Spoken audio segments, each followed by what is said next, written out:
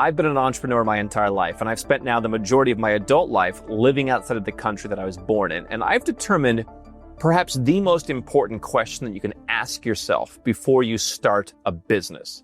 That question is, where do I want to live? Let me explain. If you're watching me now and you're planning on starting a business, you can learn from what me and all of my clients didn't do, which is start the business overseas in the first place. But rather than making that only a strategic initiative, I want to talk to you about a very human question that you can ask yourself, because I'm a big believer the human element counts. I've seen clients of ours not consider the human element, and they move back to where they came from a year or two later. They give up all the tax benefits, all the money they paid me, because they wouldn't sit in the human side. So the question is, where do I want to live? If you're starting a business, you should understand that you are already a very unique person. You already think differently than most people do. And so getting advice from the average person or from Instagram or conventional wisdom isn't going to help you. By asking yourself, where do I want to live? You're taking seriously, go where you're treated best, with no excuses. So let's go through a couple different elements of why I think you should ask this from a human perspective. The first thing is social life. And if you're single, your dating life. Where you go is going to change that perspective. If I look at the Western dating culture, it's a lot of people sniping at each other, blaming each other, complaining about each other. You don't want to live in that. I'm not saying it's perfect somewhere else, but there's places where you can meet more conservative women. You're going to have to act like a real man. You're not going to be able to be a slouch. But if that's what you're looking for, there's a place where you can go.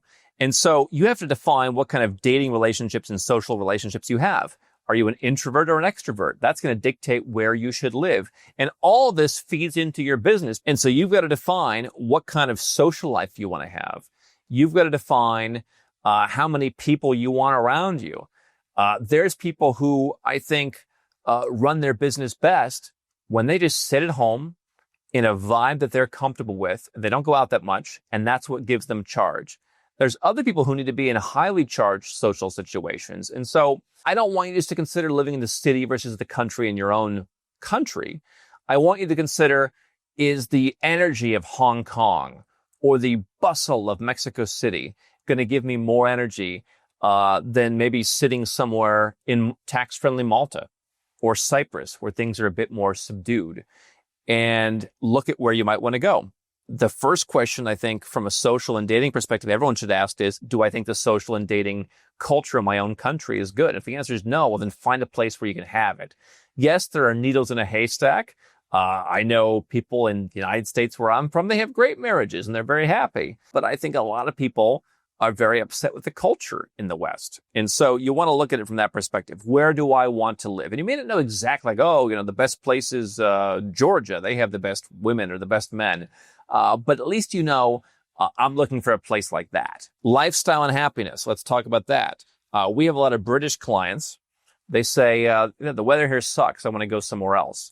That's going to impact how you operate in your business. I'm a big believer in the vibe of the place you live. I'm a big believer in aesthetic, the home that you live in, how is it decorated, but the climate, no doubt, also plays a role.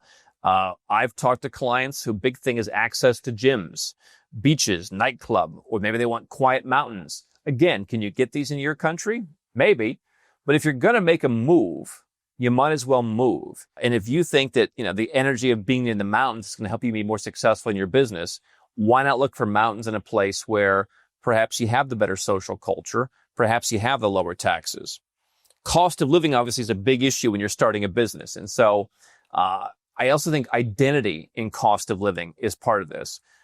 I've spent many years having a base in Southeast Asia. In my case, it was Malaysia, but I've traveled all over Southeast Asia extensively, including when I first started Nomad Capitalist. I was spending about a month in each of the different countries. And I remember people would make fun of me because I would go to Laos, for example, and I had like a Tumi suitcase. And I would just say, I'll take the tourist bus. I don't need to, rent a car. And they would put a bunch of backpacks on the roof along with my Tumi luggage, and people would kind of laugh at me. I never had the identity of being a backpacker, and yet nor did I ever have the identity of being a bootstrapper. And that's basically what I was. I was a bootstrapper.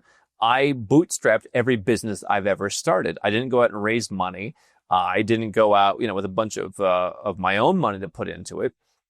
But my identity was always a little bit different. And I think that framed where I wanted to live, to where a lot of people want to go to Bangkok because they like to follow the herd. And, maybe there's a drinking culture, or maybe there's more of a sex culture there. But for me, I said, I want to do my own thing. And I felt that, Kuala Lumpur, for example, was more aligned with perhaps a slightly elevated image. Now, I've been back to Bangkok since, and Bangkok is extremely elevated. Some of the best luxury dining and bars anywhere in Asia. But back at the time, it didn't fit my identity because I didn't want to go somewhere for cost of living where it affected the identity in terms of being surrounded by people who were only concerned with the cost of living. But nevertheless, where you live affects your burn rate. And so, you can obviously live more affordably in a lot of places than you can in your own country. That to me is not enough of a reason to go, but it's a great component of saying, yeah, if you live in New York, that might give you an energy, but where else can you find that energy somewhere else?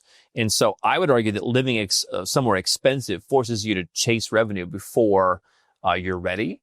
And, my most successful business to date has been Nomad Capitalist, which I started not really chasing revenue. People started coming to me and I built a service around what they were asking for. And what my experience was having lived this rather than just jumping in and selling something at first. Yeah, I had money. In my case, I could have lived more lavishly. I'm a very disciplined, value investor, almost cheap kind of guy in some ways. And for me to live in Southeast Asia or Eastern Europe or eventually, parts of Latin America, my character responded better to that, to being able to slowly kind of create this business that almost wasn't intended as a business at first. And so cost of living, of course, is a benefit. The big one that we help our clients with is taxes. And so we've helped people move to close to 36 tax-friendly countries over the years. So it's not just Dubai. There's a lot of places where you can go that have tax incentives. And especially if you're an entrepreneur, depending on the sector, IT businesses, there's more places that will offer you an incentive. You may not want to move to Armenia for a single-digit tax rate, but you should at least consider all of the different options. And again, that plays into, what all these other factors. I've got a friend, he said, I'd like to marry a Georgian or Armenian woman. Like, that's my culture. And so maybe you would go to Armenia and pay 5% tax if you want to marry an Armenian woman. But for me, if you're starting a business, start off with the taxes low from the beginning. Don't get into a situation where you build up a business valuation to where now you want to leave a high tax country and they're going to charge you an exit tax to do that. Don't put money that you could be recycling back into your business into taxes.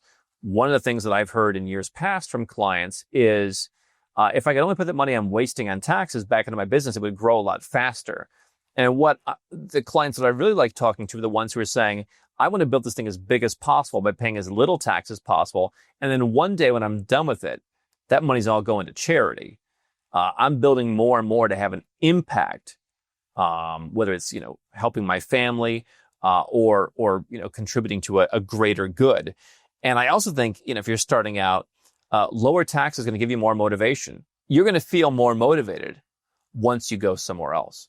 And so the lower taxes pay into that. I also have a strong belief, just from a human perspective and being observant as I've traveled the world, the places that have either low taxes or special tax incentives for foreigners to come in often have better cultures and contribute more to where do I want to live, in a sense that you may not even realize until you go somewhere else. There's a buzz, for example, in Dubai. People are at it. People are working. People are making stuff happen. That's infectious. And you'll see governments are more friendly, on a day-to-day basis. People are more laissez-faire, in my opinion, in many lower tax countries. And then lastly is your team. If you're going to hire affordable people to work for you, and you're going to have a diverse talent pool from around the world, I do think there's some value in being closer to those people. And you can do that, especially when you're starting, by the way. We used to have an apartment we rented out for people. And several of the early employees here worked together, and then they just lived in this apartment, and we'd all get together and we'd plot stuff out. And, if you can find a place where you can get that buzz, the UAE is one place. I don't think that the Dubai move should be the move for everybody. And certainly it's not an affordable place to go. And it may not have the best dating culture for some people. So if you already own a business, you can make these changes. It's never too late to ask, where do I want to live? What do I want the place that I live in to reflect? But to me, let's go back to the business. Where you live feeds into how you do business. You're going to have a lot more money if you start your business somewhere that's tax friendly, to where you're not constantly on the hamster wheel taking money off the table to give to the government. But I also think finding the right place that you really want to live is going to help you be more personally motivated to go out and run that business. And so this is the question I'm asking everybody who comes to me and says, I want to start a business. I'm a strong believer that the place that you were born was an accident, and that we've really convinced ourselves that that's where we're meant to be because it's convenient. We don't have to challenge anything. We don't have to take any action. The people who are starting businesses are already unique. Why not be unique in saying, I don't agree with the framework that being born here means this is where I belong. And so if you ask yourself, where do I truly want to live? And you open up your soul, I think your business is going to have a lot more success. If you want us to help you, and you already have a successful business, you can go to nomadcapitalist.com/apply. The truth is, it's never too late to do this. But here's the caveat. It's more work to undo an inefficient tax structure living in your high tax country than it is to simply start out clean from the beginning. Now, Nomad Capitalist works with 7- and 8-figure entrepreneurs. We are not an a la carte service provider just doing company formation. So if you're starting your business, best to start the business, get some advice perhaps somewhere else. And when you've become really successful, come and we'll help you fill in the rest of the puzzle. But if you're already running a business and you want to apply this to your life, go to nomadcapitalist.com/apply, because as you become more successful, you need more strategies. You might want to put that business in a trust. You might need more layers to the business. You might need more corporate jurisdictions, particularly when you're offshore, right? The benefit of running a business in a high tax country, you might have one corporate structure. When you go offshore and you're hiring people in different places because the business grows and you've got customers in different places, you might need different corporate structures. You might want to put that in an asset protection structure with a trust, for example. You might think, hey, I'm a target now for higher taxes in my country. I need a second passport. You may not need all that stuff on day one if you're starting out with $0 and you don't have any net worth. I think everyone should get a second passport, but if you don't have any money, you don't have any money to get a second passport unless you can get it through your family tree, for example. One thing I think people should look at, though, is if you're going to move somewhere, you might want to consider going to a place where you can get a second passport by living there, which takes the Dubais and the Malaysias off the table. Panama, Ireland, Cyprus, those places could all be on the table for citizenship. And so, you want to think ahead. And I think too many people start the business and figure, I'll figure out what motivates me later. I just want to grind right now. But if you're not grinding in the right conditions, it's not going to work. I'll figure out the taxes later. I might want to make some money. And yet you're going to be doing a lot more work to undo the bad tax consequences. You might have to pay a huge price to get out. We had one client once who said, if I have to get out of his tax situation and to move overseas, it would have literally cost him $100 million because his business became so valuable. He was basically stuck. He had the golden handcuffs, business edition. He could not move. And the truth is, he didn't want to live in his country anymore. He didn't like the politics. He didn't like the people. But he was stuck. He would literally have to sell his company to get the $100 million to move his company overseas.